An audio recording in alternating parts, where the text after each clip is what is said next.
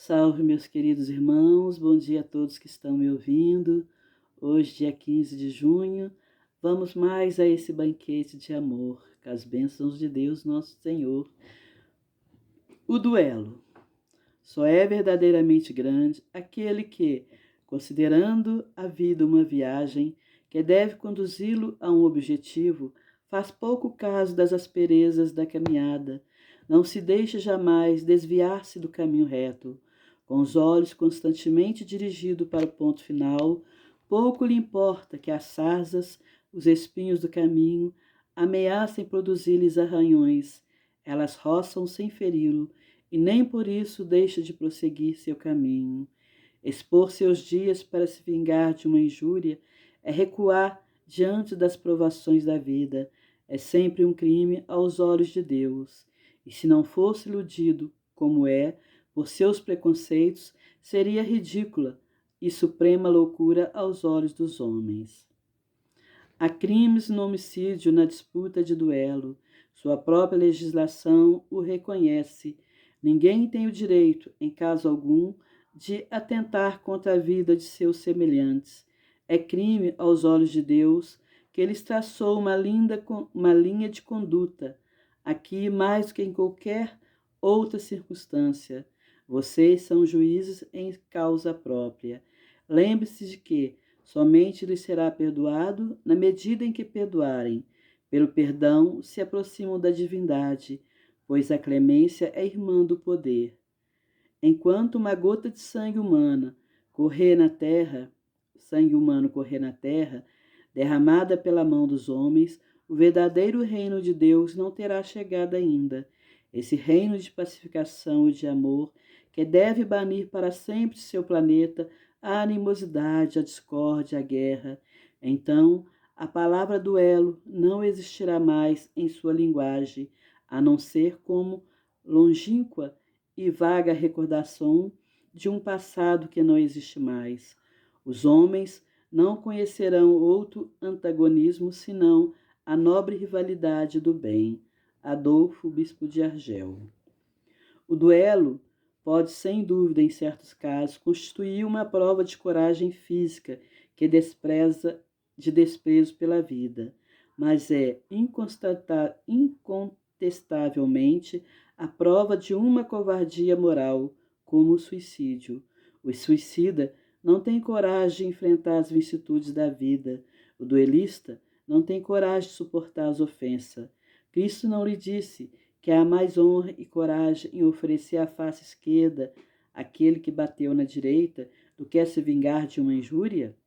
Cristo não disse a Pedro no jardim das oliveiras: reponha sua espada na bainha, pois aquele que matar com a espada perecerá pela espada?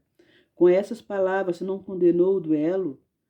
Com efeito, meus filhos, que é, portanto, essa coragem oriunda de um temperamento violento, sanguíneo e colérico que ruge a primeira ofensa? Onde está, pois, a grandeza da alma daquele que a menor injúria quer lavá-la com sangue? Para que trema, mas que trema, pois no fundo de sua consciência uma voz clamará: Caim, Caim, que fizeste de teu irmão? Necessitei derramar sangue para salvar minha honra, responderá ele, e a essa voz, mas ela recrutará: quiseste salvá-la perante os homens, por algum instante que te resta na vida terrena, e não pensaste em salvá-la perante a Deus?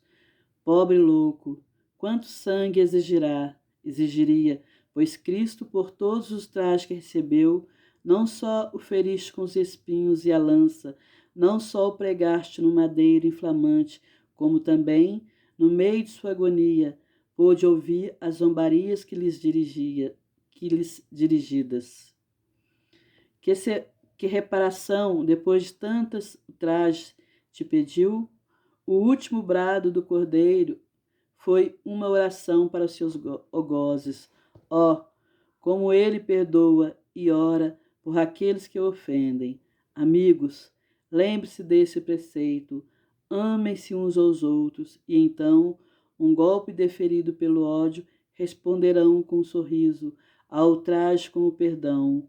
O mundo, sem dúvida, se erguerá furioso e os tratará de covardes. Levantem bem alto a fronte e mostrem então que a sua cabeça não teria medo de cingir-se de espinhos a exemplo de Cristo, mas que a sua mão não quer ser cúmplice de um assassinato autorizado, por assim dizer, por um falso semblante de honra que não passa de orgulho e amor próprio. Ao criá-los, Deus lhes deu o direito de vida e de morte uns sobre os outros? Não. Só deu esse direito à natureza para se reformar e se reconstruir, mas a vocês nem sequer pediu de dispor de si. Como suicida, o duelista será marcado com sangue quando comparecer perante a Deus. Se a um e a outro o soberano juiz reserva rudes e longos castigos. Se ele ameaçou com a sua justiça aquele que disse raca a seu irmão, quanto maior não será a pena para aquele que chegar à sua presença com as mãos tintas de sangue de seu irmão. Santo Agostinho, Paris, 1862. O duelo é como outrora do que se denominava o juízo de Deus. Uma dessas instituições bárbaras que ainda regem a sociedade, que diriam, contudo, se visse aos dois adversários mergulhar em água fervente ou submetidos ao contato de um ferro em brasa para derimir sua contenta e dar razão àqueles que melhor aguenta a prova? Tratariam esses costumes de insensatos. O duelo é ainda pior que isso. Para o duelista hábil, é um assassinato cometido a sangue frio, com toda a premeditação requerida, pois ele está certo do golpe que desfechará. Para o adversário, quase certo de sucumbir, por causa de sua fraqueza, de sua inabilidade, é um suicídio cometido com a mais fria reflexão. Sei que muitas vezes se procura evitar essa alternativa igualmente criminosa, confiando no acaso, mas não se trata então sob uma forma voltada ao juízo de Deus da Idade Média?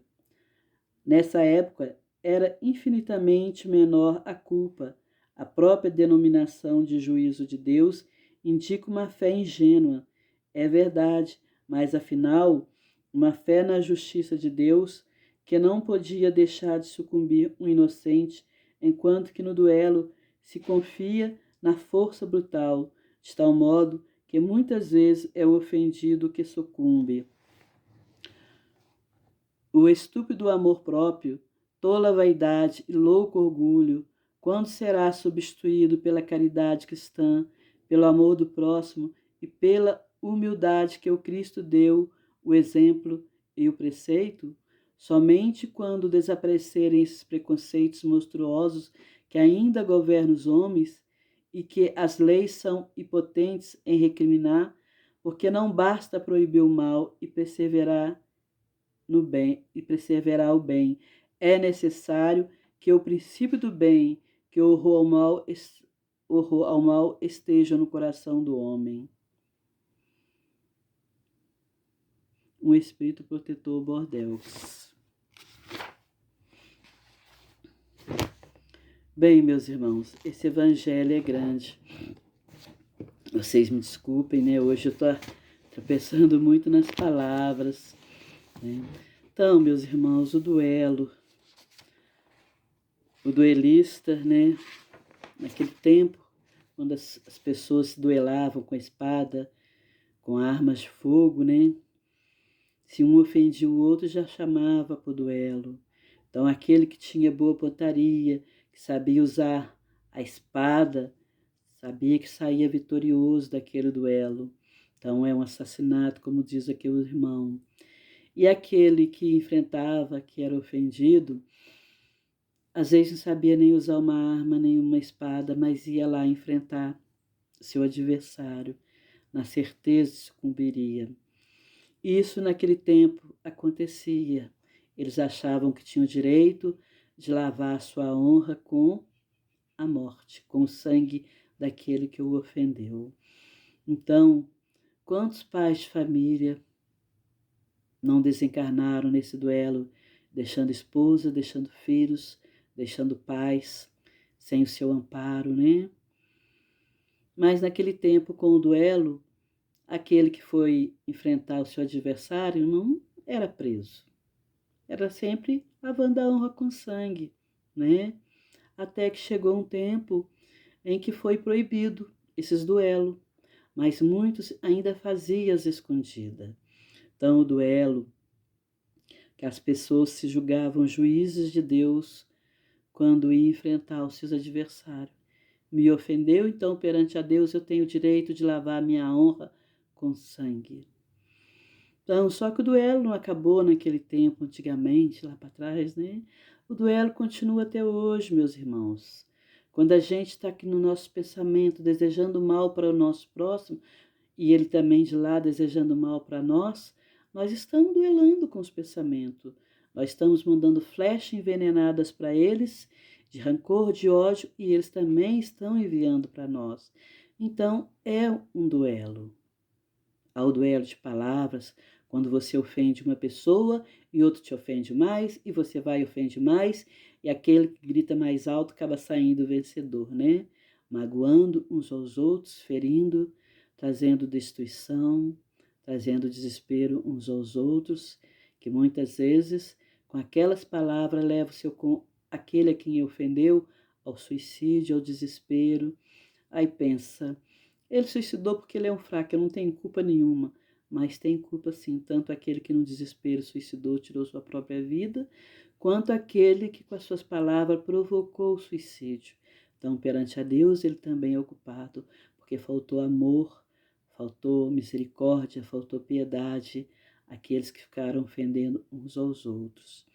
Então, o duelo continua até hoje. Nos dias de hoje, o duelo continua entre religiões.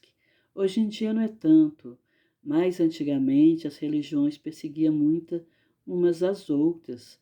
Acho que foi o Papa Paulo I é que deu o direito das pessoas escolherem a sua religião, porque antigamente era só o catolicismo, né? Então quem era de outra religião era como se fossem inimigos daquela religião. Então parece que ele naquele tempo, né, o Papa João Paulo, foi que permitiu, dando o direito que todas as pessoas têm o direito de escolher a sua religião. Mas mesmo depois disso houve muita perseguição. Até hoje ainda há em algum país aí para fora, né? Se você falar que é cristão, você é perseguido. Em alguns lugares, se falar que é evangélico, é perseguido. Se você falar que é espírita, é perseguido. Ou bandista, né? E muitas outras religiões. Então, até alguns anos atrás, muitos templos de Umbanda estavam sendo apedrejados por pessoas que não compreendem, por ignorância, iam lá, tiravam pedra e destruíam, né? Assim como muitas vezes as pessoas acham no direito de criticar qualquer religião que seja, sem antes conhecer como que aquela religião funciona, quais são seus dogmas, como que aquele médium, aquele padre, aquele evangélico, aquele umbandista age, né? Então eles vão atirando pedra, vão julgando, sem primeiro procurar conhecer. Para julgar qualquer situação, a gente tem que ter conhecimento de causa para não sermos injustos. Tanto que Jesus nos fala, antes de julgarmos qualquer situação, devemos levar primeiro nosso pensamento a Deus, para podermos agirmos de maneira certa, de maneira correta e não sermos injustos no nosso julgamento. Então, isso é um duelo, ainda é um duelo. As pessoas com más palavras agredindo umas às outras, com maus pensamentos, mandando energias negativas umas para as outras, é um duelo. Então, meus irmãos, naquele tempo era muito triste. E nos dias de hoje também continua sendo, né?